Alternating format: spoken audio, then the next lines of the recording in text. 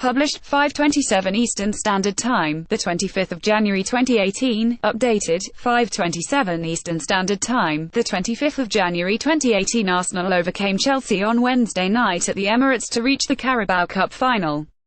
While both of their goals owed something to good fortune, they also came in a game in which the balance of the game swung in their favour courtesy of some sensible tactical switches and effective work by Arsène Wenger. Sportsmail has taken a look at the decisions that caused the match to be won and lost and how each team went about trying to earn a place at Wembley. Arsenal overcame Chelsea on Wednesday night at the Emirates to reach Carabao Cup final. Alexandre Lacazette was quick to join his goalscorer Granit Xhaka to celebrate winning strike. Finally, someone exploits Chelsea weakness. It was at the Emirates that Antonio Conte first wheeled out the 3-4-3 system that saw Chelsea rocket to the Premier League title last season. For a run of 13 straight wins, it seemed almost impossible to exploit. That is not to say teams have truly cracked that particular chestnut. Generally, as was the case with Tottenham, most found that the best hope of a result was matching Chelsea up in exactly the same formation and hoping the defining factor was either better players or luck. But on Wednesday night, Wenger's side provided a blueprint for how to go about beating a 3-4-3. There's a reason systems go in and out of vogue. An idea comes along, it takes a while for someone to exploit it, and then everyone understands what needs to be done. It's not as though three-man defences have not been in fashion before. They were big in the Premier League in the 1990s, and had a real dominance in Italy for nearly 2 decades. But eventually everyone seemed to revert to 4.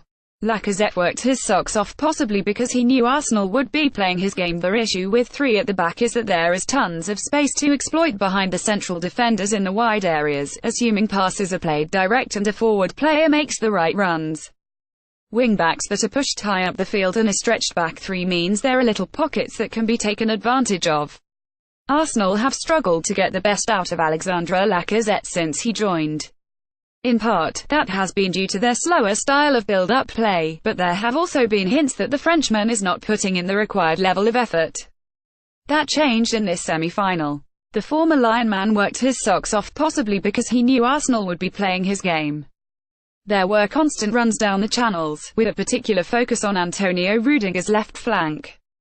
That is, of course, where the second goal came from. Yes, there was an element of luck to the ball landing at the feet of Granit Xhaka. An assist courtesy of Rudiger. But Lacazette's run out to the right meant he could get into a crossing position. And the Swiss midfielder did not need a second invitation to finish off the chance. The question now is, how do other teams replicate it? Simple. Use strikers that play on the shoulder of the last defender. Go direct when necessary to cut out the Chelsea defense as soon as possible. And, most importantly, tell those forwards, ideally with a pace advantage, to drift wide. Lacazette, pictured with the ball, stretched Chelsea's defence throughout the semi-final. Arsène Wenger outthinks Antonio Conte in defence. There's an element of irony to pointing out the problems with a back 3 and then hailing the use of one, but hear me out. Arsène Wenger made one of the tactical switches of the season, outthinking a manager known and praised for his own understanding of in-game alterations. By half-time he must have realised that Chelsea were playing a very narrow game. With Eden Hazard as the ostensible striker and Pedro and Ross Barkley behind him, there was not much in the way of width. Hazard also kept dropping deep to link up play before bursting forward. This was a problem in the opening exchanges and led to the offside goal in the opener. It meant no focal point and, more importantly, the need for a player to track those runs. Laurent Koscielny and Shkodran Mustafi provided just enough security for the Arsenal defence. Wenger decided to move Mohamed Elneny into his defence and push up Hector Bellerin and Nacho Monreal on the flanks. Elneny, a defensive midfielder, would feel comfortable tracking Hazard around the pitch. And with no real central player for Chelsea up front, it meant there were no issues if he was caught out of position. Laurent Koscielny and Shkodran Mustafi provided just enough security.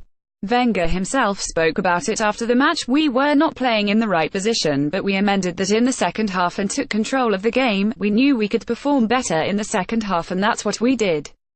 In the first half we watched them play a bit, but we were tighter after the break. Eden Hazard caused Arsenal issues in the first half, but Arsène Wenger changed things around, and in attack just as important was what happened at the other end of the pitch. Chelsea prefer a 3-4-3 with 2 players behind the striker. On Wednesday, Arsenal used their three-man defence to push Mesut Ozil up alongside Lacazette. That meant the striker felt he had support, something that clearly suits his game. It also saw him clearly less isolated than he sometimes was in the first half. It also provided a bigger headache for the Chelsea defence than they are used to. Handling one man is very different to two. The tactical switch provided a bigger headache for the Chelsea defence than they are used to, on with support from Alex Iwobi, who used his free role with the strikers to float out left. It meant the Blues had something very difficult to contend with, three players to match their own, each fulfilling a different role. Lacazette was the runner in behind. Ozil did some of that but also provided his usual passing brilliance. And Iwobi stretched Chelsea wide and offered overloads alongside Nacho Monreal. Lacazette was runner in behind while the supporting Ozil provided his usual passing brilliancy. The Nigeria international also came inside and played as a more traditional number 10. It worked a treat and could be an outlook for Arsenal going forward. Conte has now won only one of 8 games against Wenger. There's something about the wily old manager that sees him get the better of the Italian on a regular basis.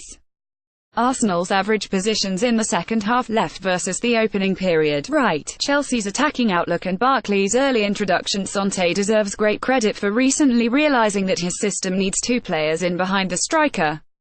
There was a spell in which another central midfielder was used in the team and it limited Chelsea going forward. But on Wednesday night his plans were scuppered. He spoke about it after the game. The Willian injury was decisive because we don't have many players to make substitutions, said Conte.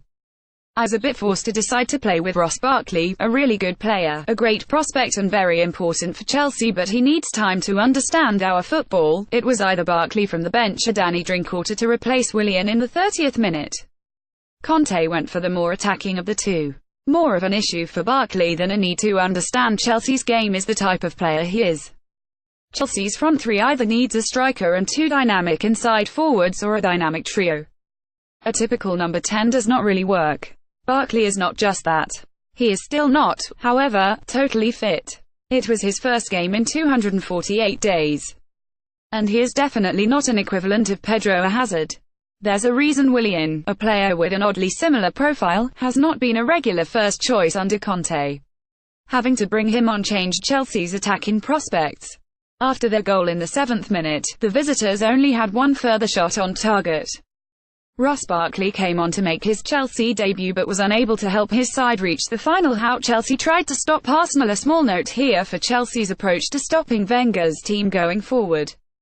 Lacazette and Ozil are both fine players. They have been fouled 0.95 and 0.96 times per game on average this season in an Arsenal shirt. On Wednesday they both won 3 free kicks. Clearly Conte thought shutting them down was a key part to any successful game plan. Ozil in particular would regularly find himself surrounded. There was always a serious press whenever he got onto the ball.